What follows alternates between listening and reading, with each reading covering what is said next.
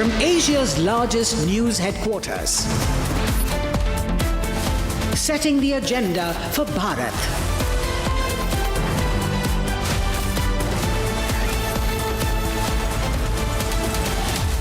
You're watching Republic.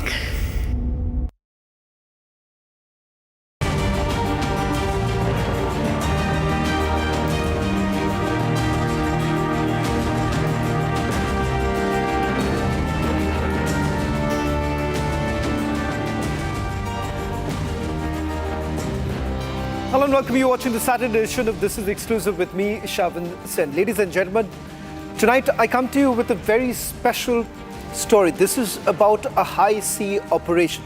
In fact, a daring operation that has been carried out by the Indian Coast Guard to nab sea smugglers. Interestingly, what we are given to understand is that this operation has happened just about 100 nautical miles off the Mumbai coast. Tonight, we're going to not only take you through the details of the operation, never seen before videos, and a very special interview with the Coast Guard operations man. All this and much more in this edition of This is Exclusive. But up first, let me take you through the headlines we're tracking at this hour.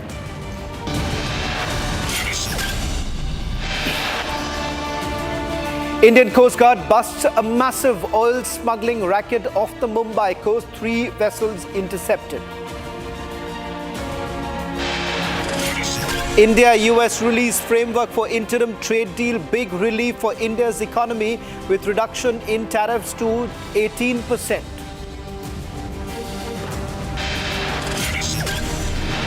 व्यवस्था अब हमारे निर्यातकों के लिए most preferred duty के साथ खुलती है और जिस प्रकार से हमारे किसानों के हितों का संरक्षण किया गया है, पूर्णतः संरक्षण किया गया है. Government shows opposition the mirror. India's farming and agricultural sectors fully protected in deal.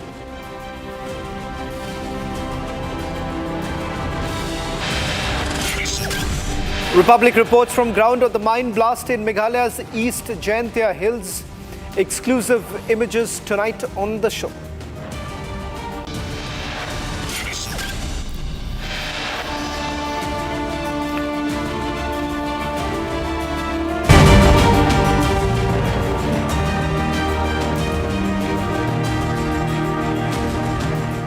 Ladies and gentlemen, tonight on This is Exclusive, I come to you with a daring high sea operation. This is a major blow to international maritime crime. The Indian Coast Guard, in fact, has busted a major oil smuggling racket that was operating in the Arabian Sea off Mumbai's coast. The high-stakes operation basically unfolded over 5th and 6th of February and was the result of a meticulous sea-air coordination that was backed by advanced digital surveillance. The operation, in fact, was triggered when Coast Guard monitoring systems basically detected suspicious movement by a motor tanker inside India's exclusive economic zone. Now, a detailed analysis of the vessel movement pattern soon revealed that 2 more ships converging at sea, raising red flags of an illicit ship-to-ship oil transfer. Ladies and gentlemen, the details that we've also received from sources within the Indian Coast Guard is that the oil that we're essentially talking about is being brought in from conflict-ridden zones. In fact, in a short while from now, I'm going to take you through a set of 10 exclusive videos of the air-sea operation that was basically carried out. Number 1, on your screens right now, we're going to take you through each of the details of the operation itself. It seems that ICG has basically, on your screens right now, that's video number 1 of the operation that's being carried out. And as you can see on your screens itself, the ships that were basically identified. Now, it was on 5th of February, Indian Coast Guard specialist teams boarded the vessels and confirmed the accuracy of the digital evidence leading to the apprehension of the vessels.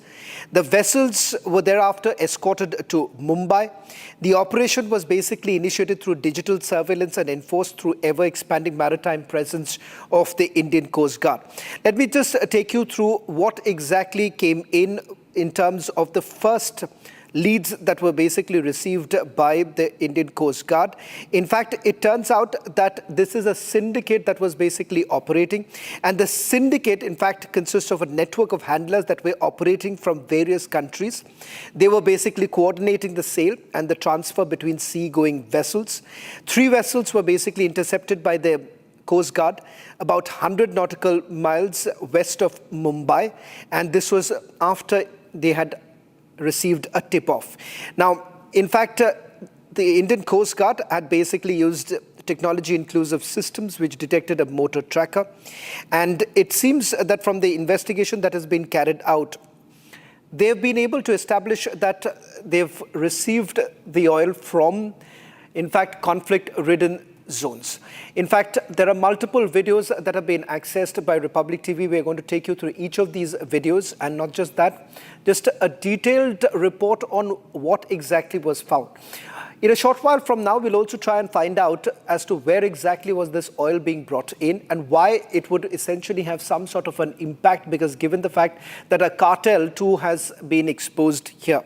It is of a larger concern given the fact that this operation indicates that the existence of this very cartel, and they were basically operating in the area. Where exactly was it headed? What was the purpose? All of that perhaps in a short while from now, when the Coast Guard operations man basically joins us. Operations officer would be joining us on this broadcast in a short while from now. I want to quickly take you through that first report to get you a better understanding of how this international syndicate has been exposed by the Indian Coast Guard. A major blow to international oil smugglers in Indian waters. In a high-stakes sea-air operation, the Indian Coast Guard has busted a massive oil smuggling racket off the Mumbai coast.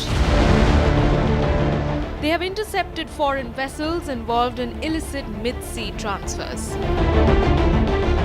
On the 5th and 6th of February, a meticulously planned sea-air coordinated operation unfolded nearly 100 nautical miles west of Mumbai.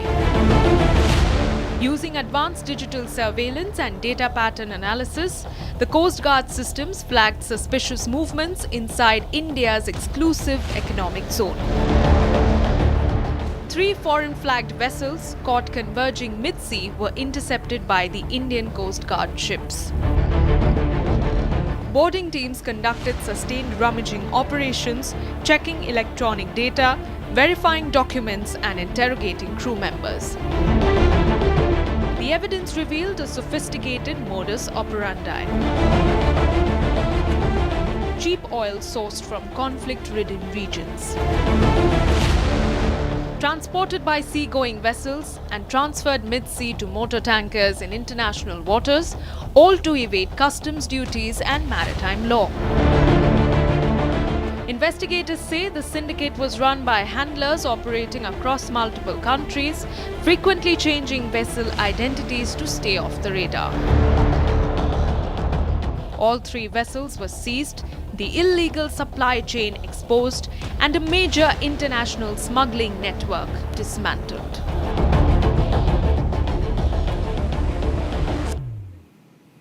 Well, in fact, joining us on this broadcast is Mr. Ajay Chaturvedi, the DIG ICG Operations. Dr. Chaturvedi, thank you very much for joining us on this broadcast. First of all, congratulations to you and your entire team for carrying out this entire high sea operation, a daring operation that has been carried out. First, I want to know from you why it is so very important to basically highlight this entire racket, and what kind of ramifications does it have in this particular region? Thank you, Shravan. Jai Hind, Jai Bharat. As far as these cartels are considered, they evade customs and tax duties, which are rightly to be there with the government of India. These are exchequers money. Secondly, Indian Coast Guard maintains sustained presence in the area of responsibility, both by ships, aircraft, and tech-inclusive systems. So, whilst we were monitoring the area of responsibility, we came across these ships that were suspicious in nature. They were involved in frequent change of their name, flag, registration numbers, as also the statements that were made were not coherent with the electronic data. So we confronted them along with the available information, and we could find out that these vessels were involved in smuggling of heavy fuel oil, diesel, other hydrocarbons, which they get it from conflict-ridden countries, as you rightly mentioned, and thereafter supply to merchant vessels at sea itself, thereby evading the taxes, evading the amount of tax as part of the customs duty, which they are required to remunerate to Government of India. Probably this is one of the first of its kind of operation wherein we've been able to break the nexus and confront them. As we get them closer to the shores, joint interrogation will be carried out by the law enforcement agencies, and probably will have more lead thereafter. Dr. Chaturvedi, I want to understand from you, when you say that this oil was being brought in from conflict-ridden zones, would you be able to help us understand where is it coming from? Because that gives us a better understanding of why exactly was this route essentially chosen by this particular cartel.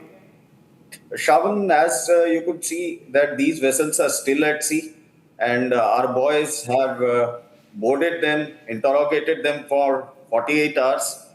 We'll be able to conclusively establish the source once the joint interrogation is conducted and they have come closer to the shores. Well, in fact, Dr. Chaturvedi, I do understand that the operation is still ongoing, but it is also extremely important to perhaps highlight the fact that we are talking about just about 100 nautical miles off the Mumbai coast. We are talking about the existence of a cartel, the cartel which basically is indulging in oil smuggling, and there is a high possibility it could have been for other purposes. What is the preliminary investigation essentially suggesting at? Where was it headed towards? And as far as the ownership of these vessels are concerned, have you been able to ascertain who really owns these very vessels?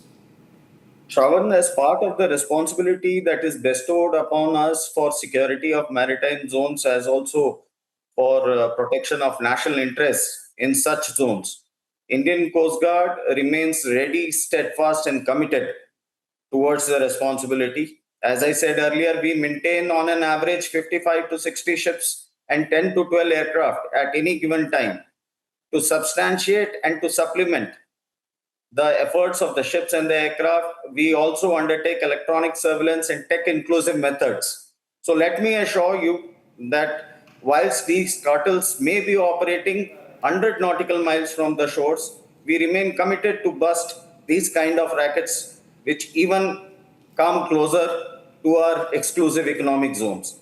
And that is how we've been able to catch these fellows also. The general modus operandi is they remain outside the exclusive economic zones of the nations and thereby evade the national laws. But in this time, the boys indulged in some kind of mischief. They operated in our exclusive economic zone, and we were ready, sitting there to catch them.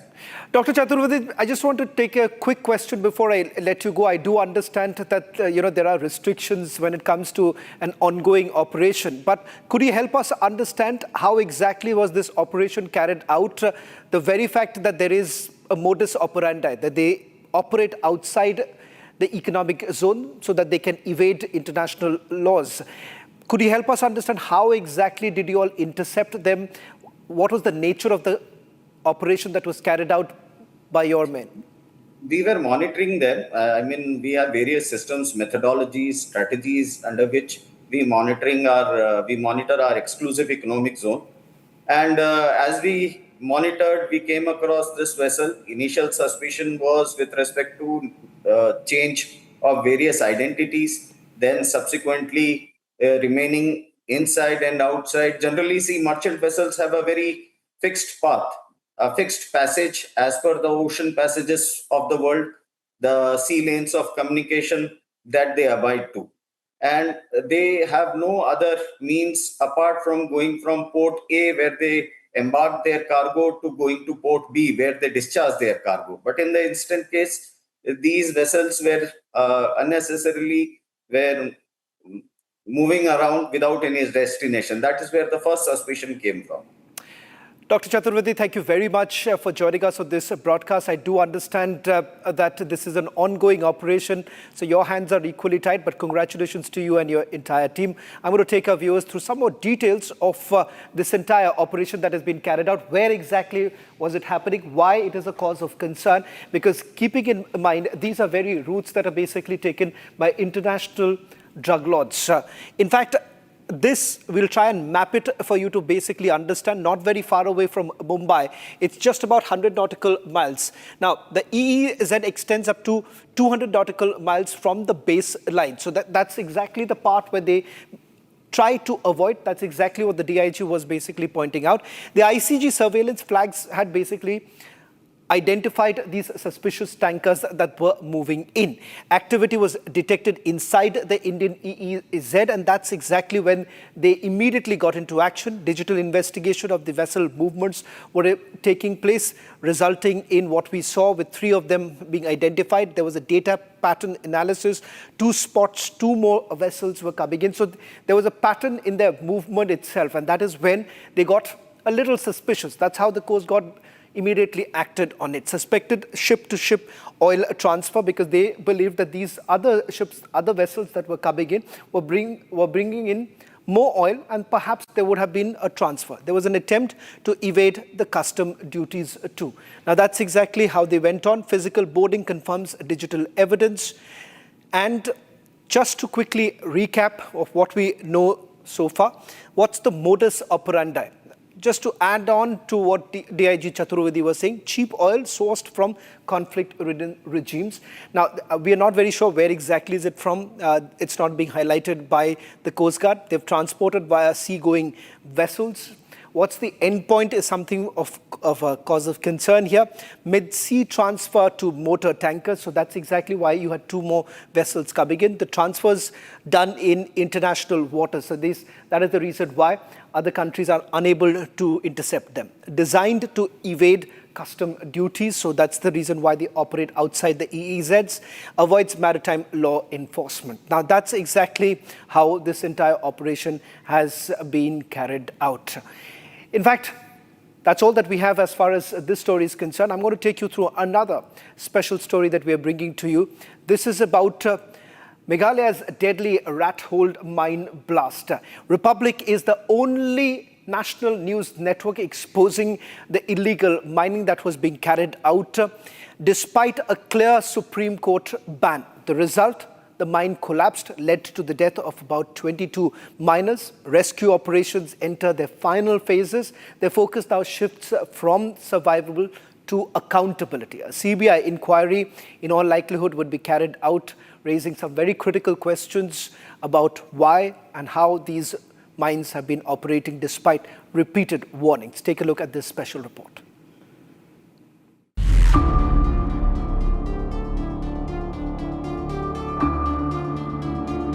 With Republic being the only channel on the site, we bring you exclusive footage.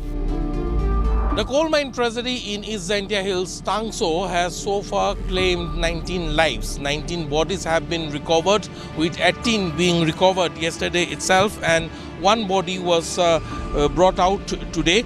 NDRF and SDRF, along with all the district administration as well as the state government machinery, have been pressed into action.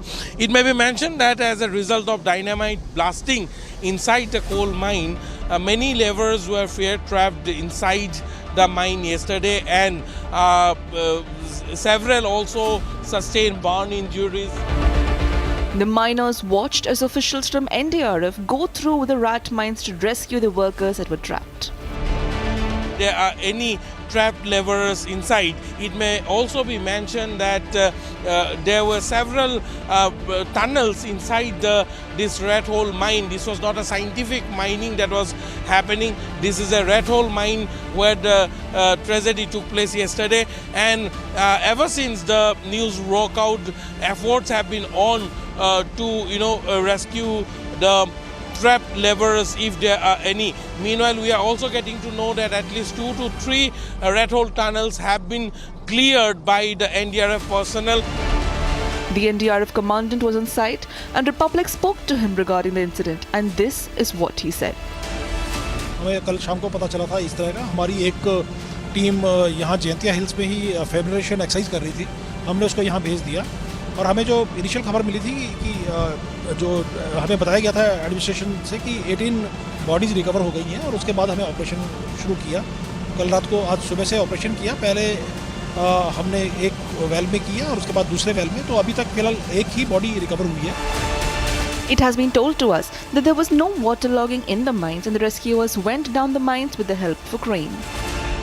There is no water logged inside this mine. This is what we are being told, and as we speak now, you can see the rescuers of the NDRF has went down with the help of this crane. The NDRF personnel are also present here. The senior officer of the NDRF, N.K. Tiwari, was also present on the site during the rescue mission. He told Republic the reason of the death and the cause of the blast. देखिए, अभी यहाँ पे जो बताया गया है कि जहाँ पे एक तीसरी जो कोल क्वेरी थी उसमें डायनामाइट ब्लास्ट किया गया था और उस डायनामाइट ब्लास्ट के चलते शायद इंटरकनेक्टेड था मेथन गैस के रिसाव के चलते जो यहाँ पे काम कर रहे थे, 2 क्वेरी में काम कर रहे थे माइनर्स, वहाँ पे उसका इफेक्ट हुआ और ब्लास्ट मतलब यहाँ पे ब्लास्ट भी हुआ। We also asked him that in which all tunnels the rescue mission was going on. और सबसे पहले हमने जो हमारे सामने क्वेरी है इसमें हमने ऑपरेशन शुरू किया था। 3 बार हमारे रेस्क्यूअर्स नीचे गए थे, लेकिन उसके बाद इन बिटवीन बीच में जो है रिसाव चल रहा था, मॉइस्चर सॉइल है, उसके बीच बीच में पत्थर है, तो वो एक बार नीचे गिरा था, जबकि उसको प्रिकॉशन लेते हुए हम सेफ्टी के साथ नीचे गए थे। लेकिन जब रिसाव होने लगा थोड़ा और तेज़ और एक बार थोड़ा सा उसका मलबा कुछ नीचे गिरा, तो तत्काल हमने उसको अपने रेस्क्यूअर्स को वापस बुला लिया था। The final search and rescue operations are underway in Meghalaya with NDRF rescuers entering the tunnels of the mine with the help of a crane. So far, 8 workers have been seriously injured.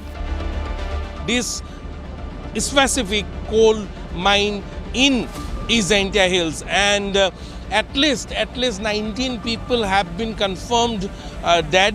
Their bodies have been already recovered. 8 others have been inflicted with serious injuries. Mainly, most of them has got burn injuries as a result of the magnitude of the blast that took place inside this mine. And even as we speak today, now also the rescuers of the NDRF are inside this mine carrying out the rescue operations. And officials have informed us that there are 2 specific tunnels in this particular mine where the search operation is underway right now, and they are trying to ascertain if there is any laborers further trapped inside. The reason of the death of the workers can be ruled down to suffocation and the harmful gases released due to the blast.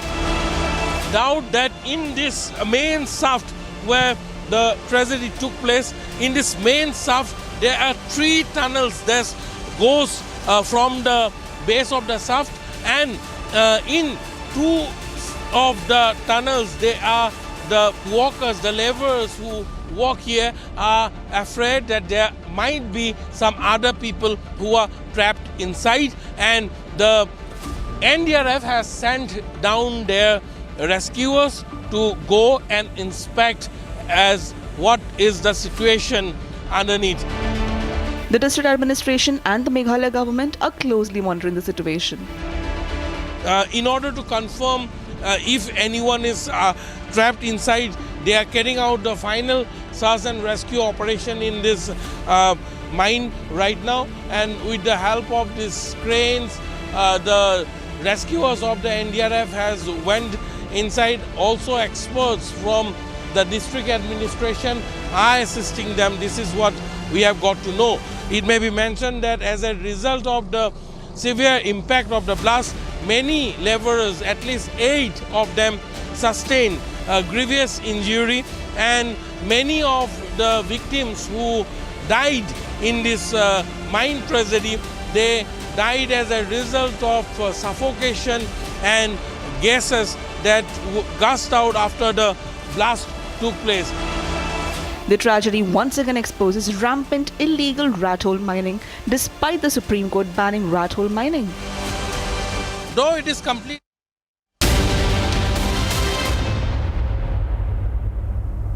MDH की हल्दी मिर्ची धनिया का